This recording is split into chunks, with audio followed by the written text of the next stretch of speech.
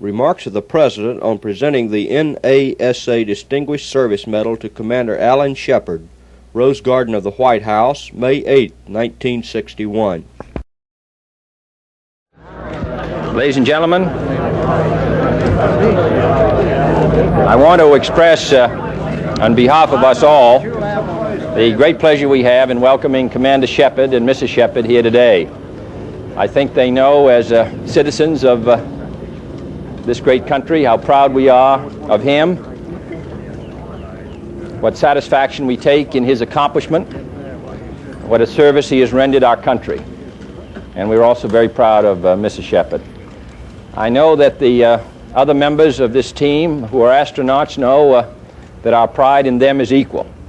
They have been part of this effort from the beginning. Commander Shepard has pointed out from the time that this flight began and from the time this flight was a success that this was a common effort in which a good many men were involved. And I think it does credit to him that he is associated with such a distinguished group of Americans whom we are all glad to honor today, his companions in the flight to outer space. So I think we'll give them all a hand.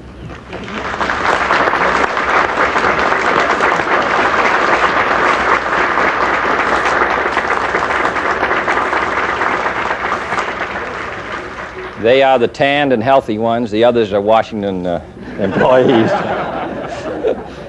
I also want to pay a particular tribute to some of the people who worked on this flight. Robert Gilruth, who's director of the Space Task Force Group at Langley Field. Walter Williams, the operations director of Project Mercury. The NASA Deputy Administrator, Dr. Hugh Dryden.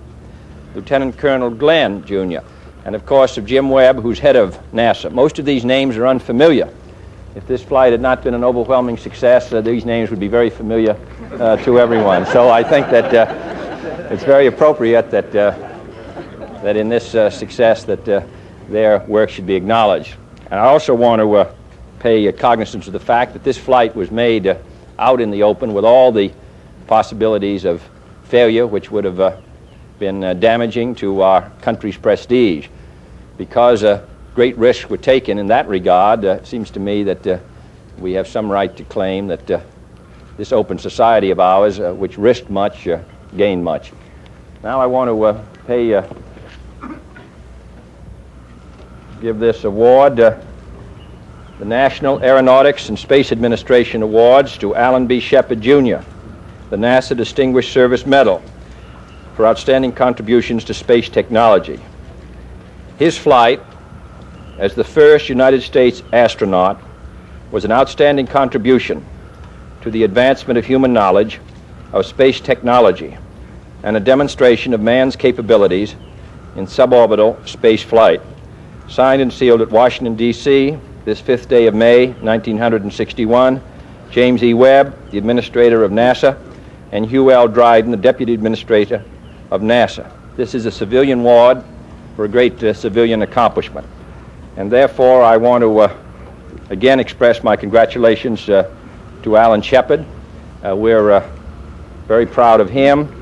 And I speak on behalf of the Vice President, who is Chairman of our Space Council and who bears great responsibilities in this field, the members of the House and Senate Space Committee who are with us today, and this decoration, which has gone from the ground up here.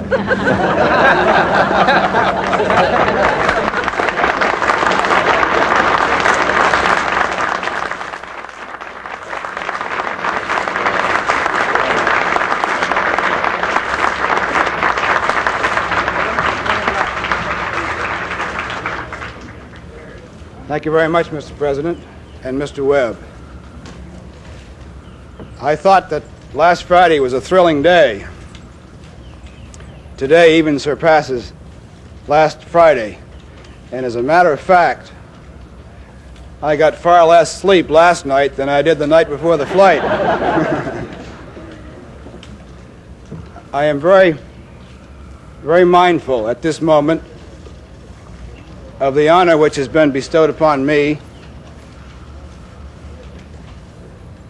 an honor which is really one which should go to the hundreds of people who made my flight possible.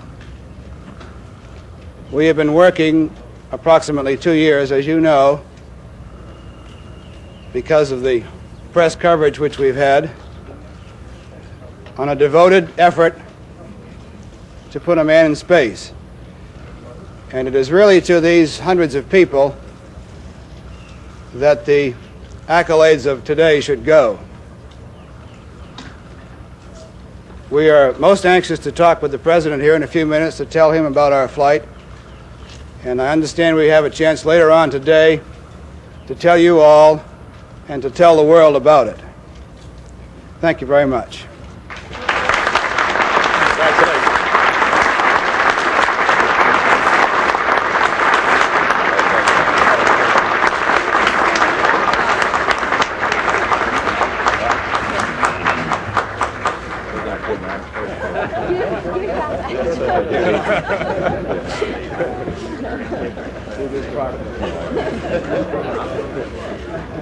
It's a slippery metal. Nobody in the Navy can know what this is. Yeah. This isn't done very well, so we're fascinated. They want to see this.